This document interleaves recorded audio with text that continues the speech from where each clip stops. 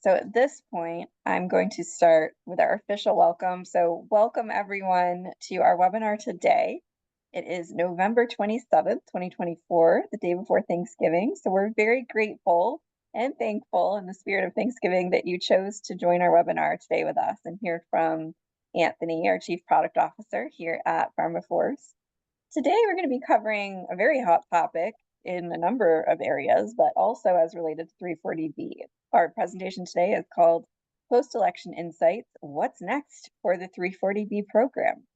And in addition to this, if you did see our promotional emails about today's webinar, you may have noticed that we launched something else in the meantime, a little bit of a soft launch, but we did actually launch a podcast. So that'll be an additional resource for you to listen to on your own time. You don't have to watch anything. Whether you're like me and you like to listen to podcasts while you're cleaning or doing housework, it's a great way to hear even more about what Anthony can break down for you about what's happening in 340B. So with that, I'm going to turn it over to Anthony. And once again, thank you so much for joining us today. Yeah, thanks everyone. I want to echo that again. Just so grateful for you all that are joining us today on the day before Thanksgiving. You're all the hard workers at our and providers at our health systems, and so we really appreciate that you're here. All right, so because you're here, I want to be mindful of that and want to do my best to bring you value and good information today. So let's get right into what we're going to talk about today on the docket. So if you join our webinars every month, again, thank you so much for joining. As Hannah was saying, my name is Anthony Velasquez. I'm the Chief of Product here at PharmaForce. I've been in the 340B space for going on a decade and a half now, working for healthcare providers, working for a third-party administrator here at PharmaForce, where we provide third-party administration services, PBM services to health centers and hospitals all across the United States. And we are at a critical moment of the program that is 340B, and a program that we all love. And I know many of you that are on this webinar have been part of 340B for probably many, many years. So the election that just happened, I don't know if you all are shocked as I am. Can you believe it hasn't even been a month and it feels like a year in terms of how the news is changing so fast? But there is a lot of talk around 340B and healthcare, or the potential of healthcare policy in this administration. So I want to break that down for you. I want to help you understand what's coming, what is the potential changes that we might see from a legislation perspective, and sort of do a quick recap on what has transpired. So before I get started, I just want to share that this presentation is presented and including any analysis, interpretation, or opinions, represents the personal views and perspective of the presenter only. That is myself. These views do not necessarily reflect the official position or policies of PharmaForce or any of its affiliates. This presentation is provided for general informational purposes and only, and does not constitute legal, financial, professional advice. Neither the presenter nor PharmaForce provides legal advice, services, or representation. I have to say that because a lot of the topics that I touch on a monthly basis sometimes revolve around 340B operations and policy and things like that. So I want to make sure that we provide that disclosure. All right, so let's get into the meat and potatoes. On the agenda today, we have number one, just do a quick election recap.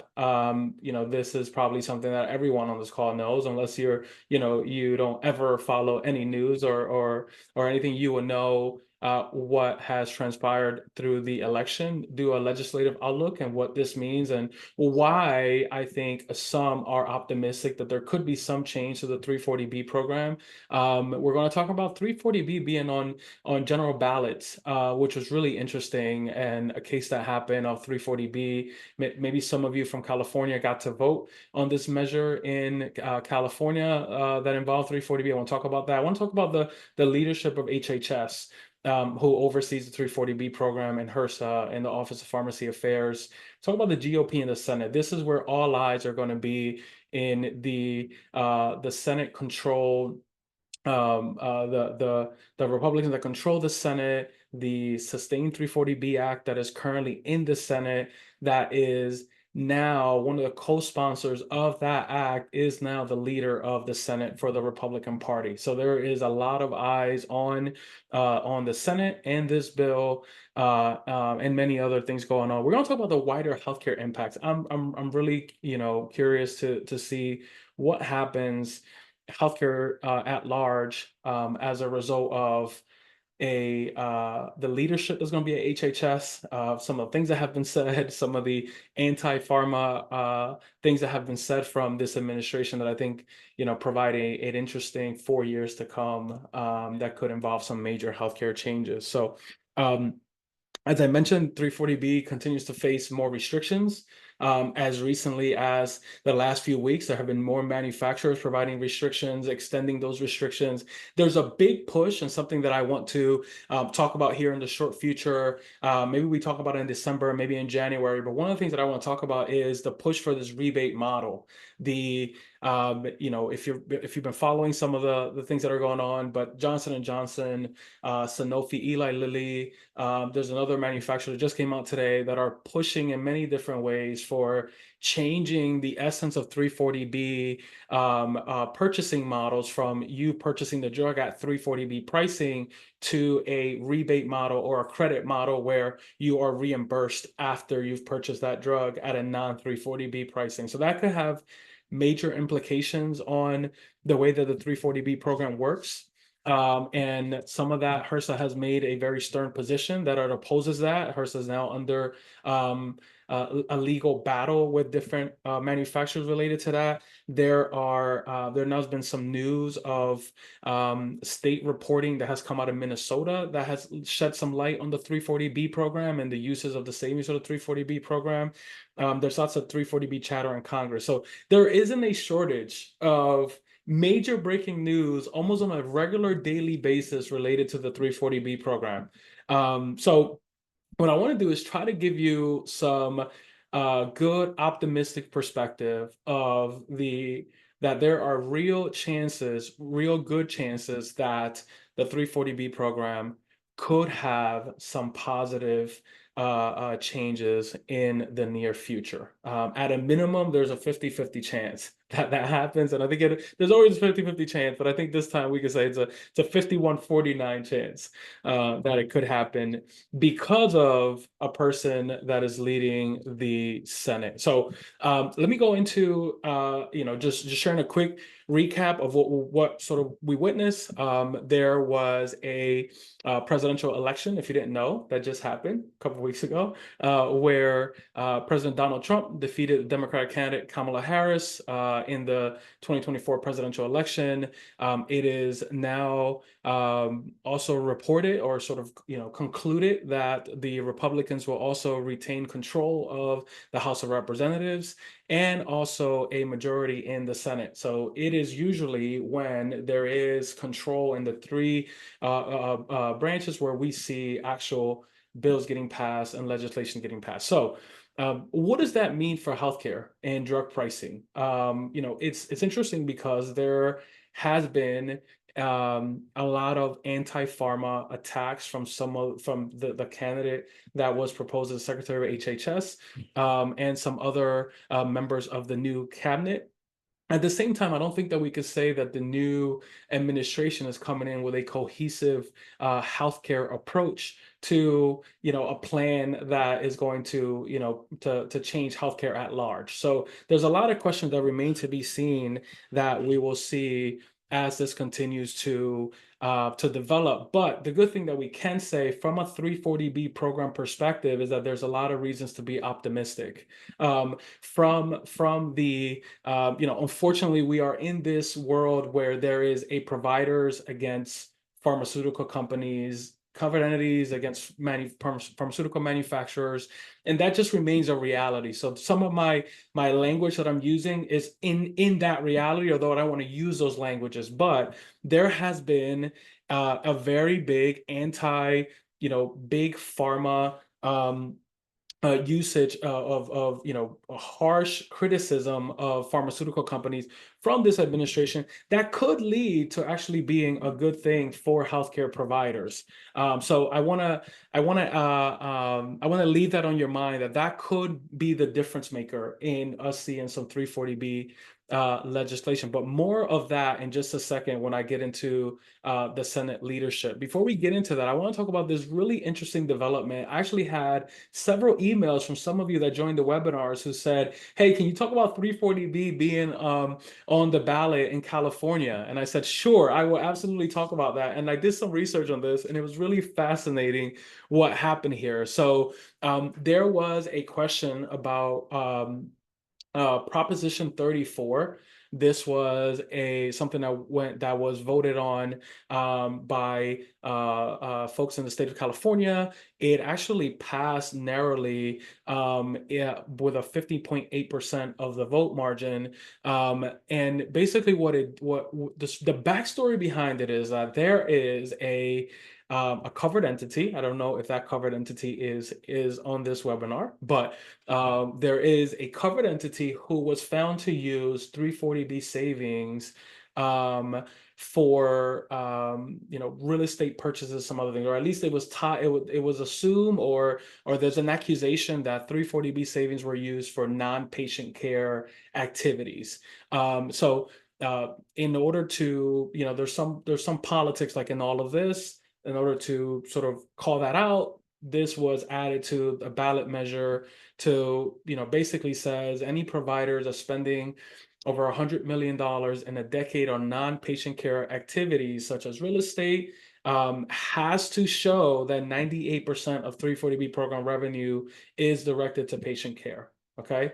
So I had some covered entities reach out to me and say, hey, should we be worried about this? Like, can you talk about this? What is going on with this? So the good news is you don't have to be worried about this, because this really targets, from all the research that I've done, one covered entity or one group in the entire state of California. In general, this does not target, covered entities at large in the state of California. I don't think that this is something that we're going to see, on the next election on ballots. It sounds like it was very much focused on a particular a 340B group that was at least accused of improperly using 340B revenue and savings for non-patient care related activities. So, basically advocates argue that the diversion of funds from direct patient care, it's against the intent of the 340B program.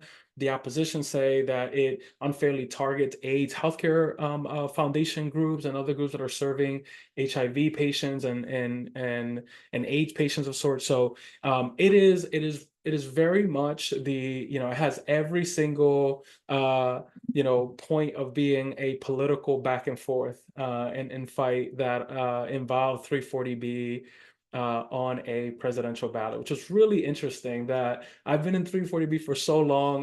When I go to family parties and they ask me what I do, no one knows what 340B is, and now it made it to a presidential election ballot. We live in some interesting times if you are in this space. All right, so changing gears a little bit, the future of HHS leadership. This was a controversies of controversies, whether Robert F. Kennedy Jr. would be nominated as Secretary of Health and Human Services. And it did happen. And he has been nominated to lead the Department of Health and Human Services. Robert F. Kennedy Jr., I'm not going to characterize him, but he's known for having I would say, controversial stances on different things, very much against big food, big pharma, and different things that are affecting the health of everyday Americans. From his perspective, Robert F. Kennedy Jr. is believed to be someone that seriously threatens the lobbyists and those that are involved in some of the accusations that the FDA and HHS and all these other governmental agencies are making regulations over people that end up then moving to get jobs in those industries and become executives at big pharmaceutical giants. So there is lots of unknown here. As I mentioned, there's no cohesive plan that we heard as it relates to how healthcare might change. There's a lot of things being floated, but there's a ton of question marks here that we don't know where this is going to go. We don't even know if Robert F. Kennedy will get approved by the Senate. But as of right now, this is the Secretary of the Department of Health and Human Services that will have oversight of the entire HHS. Another thing that happened, actually, I had finished my slides and was ready for this presentation, and then the news came out. Dr. Mehmet Oz was nominated to lead a CMS, the Centers for Medicare and Medicaid Services. CMS is very much involved in 340B. If you are a hospital and you are a 340B a covered entity, you will remember that it was CMS who proposed a reduction in reimbursement on 340B products during the last Trump administration. And I actually was working at a covered entity when that happened, and that was a real pain. It was a huge financial burden on covered entities. It was a huge reporting burden on covered entities to report that ultimately ended up being struck down by the courts. But CMS is very, very, very much involved in policy related to the 340B program. So, these appointments definitely signal a potential shift in healthcare policy. But we don't quite know just yet. I don't think anyone would be able to say that they have been able to hear either Robert F. Kennedy Jr., Dr. Mehmet Oz state a understanding of the 340B program, the importance of the 340B program to providers in this space. So there is, unfortunately, a lot of questions. Right now, one of the major questions, if you have been following what's going on with this rebate model, is that Johnson & Johnson came out and said, we are going to implement this rebate model. HRSA then sent them a letter and said, if you do that, we completely oppose that. And if you do that, we may possibly remove you from access to Medicare and Medicaid. And now, and I don't know if it's related to the election, but now another manufacturer has come out and said, we are going to implement this, credit-based model, similar to the rebate model, but essentially the same thing. You have to pay the full price of the drug up front, then you have to submit, for them to give you a credit. And essentially, the big question right now is, since we are in a administration transition, is will HRSA say anything? Will HRSA respond the way they did to Johnson & Johnson? So that's yet to be seen. And unfortunately, we are all waiting and hoping for those in HRSA, those in Congress, and ultimately, hopefully, for there to be positive changes for the 340B program. All right, this is where I am the most optimistic. All right, I have done a ton of research on Senator John Thune. If you have been part of the webinars that I have been doing over the last 6 to 8 months, I have done a ton of breakdown on the acts that are currently in Congress. So there is the SUSTAIN 340B Act, that's the one in the Senate, where Senator John Thune is a co-sponsor. There is the 340B Patients Act that is in the House of Representatives, that is by Representative Matt Suey. There's another one as well from a different group of representatives in the House. But this bill is the one that there's a lot of buzz around this SUSTAIN 340B Act. It is not as clean as the 340B Patients Act, where it only addresses the contract pharmacy restriction. But I think in general, it is not a anti-340B bill, if I could characterize it that way. Senator John Thune is known as a 340B champion and advocate. And this senator now, after a contentious battle of secret ballot voting and all those other things that are going on, he emerged as the GOP Senate leader. So he's now the leader, and he's the co-sponsor on the SUSTAIN 340B Act, which is a extensive piece of legislation that touches many different parts of the 340B program. So if there's anything that I've said that I continue to study what's going on in the market, what's going on 340B. It's not all good news. There is Senator Cassidy, who is now the head of the Help Committee. Senator Cassidy is known as being anti-340B. He has done several probes into the uses of 340B savings, hospitals, and things like that. And it has been, what we will call an anti-340B representative of the Senate. Senator John Thune is exactly the opposite of that. So I think I am very, very optimistic about this. I am very, very hopeful that Senator John Thune and others will push a bill that will um, provide more clarity and more assurance in the 340B space, where we're at a time where it's a little bit shaky for providers, and there's a new lawsuit every day. I don't know. It'll be interesting to find a tracker of every single lawsuit that involves 340B across the United States, because there's probably 20 plus of some fight between HRSA and a manufacturer and a provider and HRSA. They're just all over the place. So as I mentioned, and again, some of you might remember this slide that I've shared in the past, the SUSTAIN 340B Act, it's in the Senate, the 340B Patients Act, and the 340B Access Act. The SUSTAIN 340B Act is the one that touches many different areas. Unfortunately, there were two members of the three Democrats that were sponsors of that bill who did not win their seat.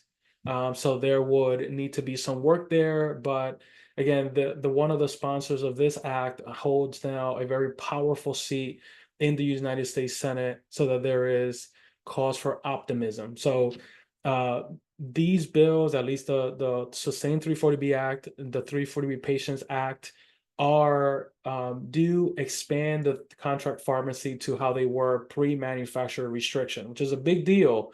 Now they do come with some other things, right? So here I'll just share a quick snippet of three of the main things. There's actually a fourth, but program intent. The SUSTAIN 340B Act emphasizes the goal of the 340B program, which that has been at debate, and many of these battles that has been in question of, what is the purpose of the 340B program? The manufacturers say the 340B program is only for cash paying patients. But providers say no, the 340B program is to stretch scarce federal resources, and that is the goal of the program. The SUSTAIN 340B Act does that. Number two, it requires 340B prices for outpatient drugs at contract pharmacies. All right, so it establishes that 340B pharmacies can be used at multiple contract pharmacies, and removes the restrictions that providers are currently facing. Number three, it has transparency requirements. These are the same requirements that are now, what I will call, at least from the 340B healthcare experts that I follow, a little viral on what has happened in the state of Minnesota, where the first round of reporting has come out from healthcare providers, and now there's a big back and forth. Oh, this is a lot of money, and this amount of money went to this area, or to contract pharmacies and provider and third party administrators, etc. So a lot of that is now related to a lot of these reporting requirements, which I think they are going to grow. I think that will be here to stay, where there will be a much bigger requirement on providers to report on use of 340B savings and things like that. The fourth, and the big consequential thing that is part of the SUSTAIN 340B Act, and is what I share with you all, is the National Clearinghouse.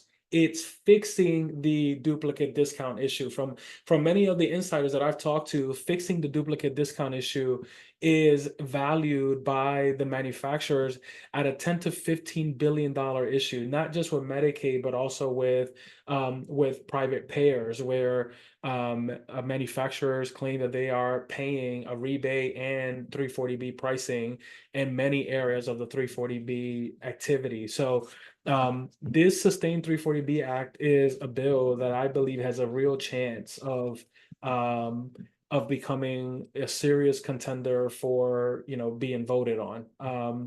And some of that is based on conversations that I've had with folks that are involved in working with those senators about this bill, that there's real optimism that this bill can now have an opportunity to potentially be passed. So anyway, so there's a lot there of this Sustain 340B Act. I'll keep providing updates as I get them. As of right now, we don't know what's going to be the major, legislative priority or in what way this reaches a vote and ultimately gets to the president in the new administration, but we will see and we will stay focused on this. All right.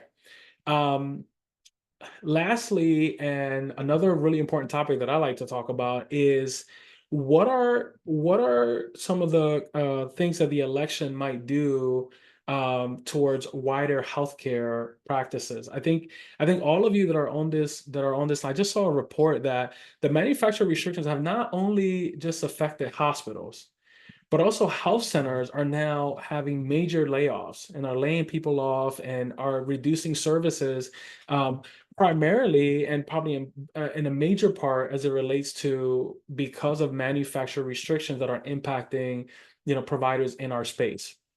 So, what are some? I do think that the opportunity is ripe for some broader healthcare policy and changes, of which, again, and I did not know much about Senator John Thune until he does not represent my state of Pennsylvania. So I did not know much about him until some of the research that I've done recently in preparation for this. But um, from a Senate perspective, the Senator John Thune has been very much in favor of rural healthcare funding and funding rural healthcare providers.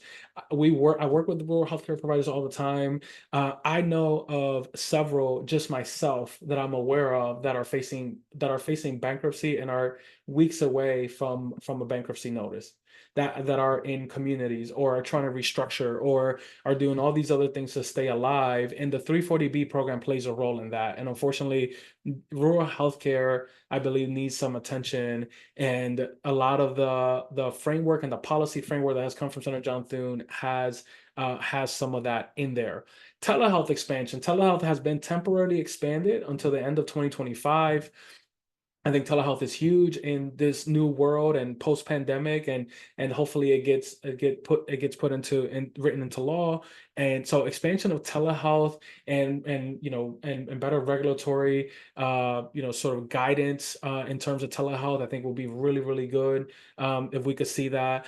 Drug pricing and PBMs, the Inflation Reduction Act has thrown a wrench into how healthcare providers and pharmacies specifically are going to deal with these drugs that are now facing Medicare negotiation. That's set to be implemented soon, and it is a major headache for pharmacies, retail independent pharmacies that are going to now get this reduced reimbursement and then have to submit to get the difference through a vendor of what they should have been reimbursed. I mean, I do not know how that's all going to play out. That's going to be very, very difficult for smaller pharmacies and healthcare providers to operate in that world.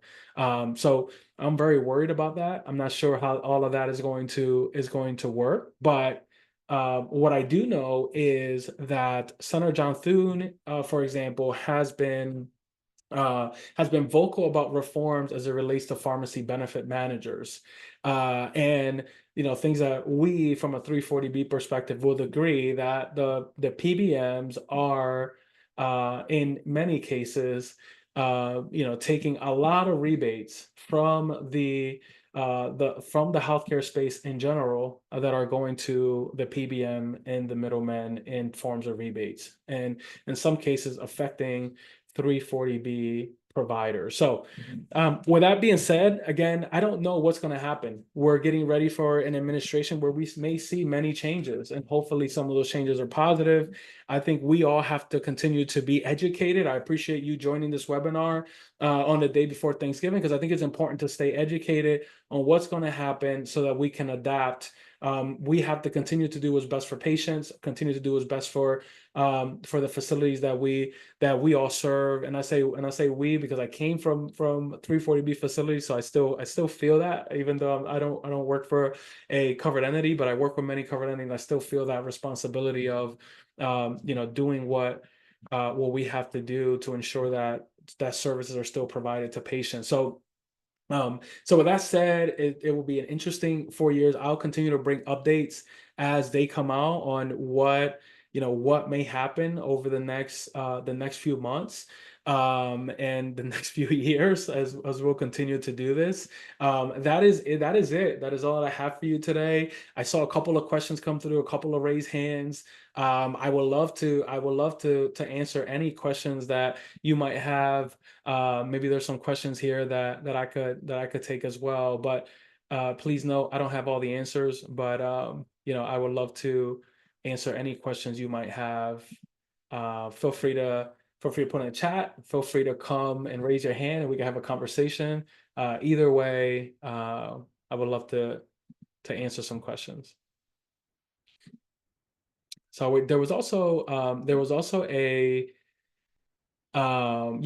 post from our VP of marketing that we have the slides available where you guys can download them as well. So if you're interested in downloading those slides and maybe taking them and sharing that with your team, you're welcome to do that as well. All right. Oops, I see a hand raised. Is that a hand raised or was that a mistake? Yeah, I think Kelly raised her hand at one point, but I asked her and she said she didn't have a question. So All right, I'm cool. gonna. All right, Although well, Kelly, if you want to come chat with us, you're more yeah, than welcome to. We'd love to have you. yeah, absolutely. All right, well, we'll leave it there. I don't see anyone interested in chatting more about policy. This is not the most exciting stuff, I'll be honest. I want to talk about the rebate model and the credit model and stuff like that. That's coming. We'll do that, But we'll do that in I December. appreciate you all joining. Have a happy Thanksgiving.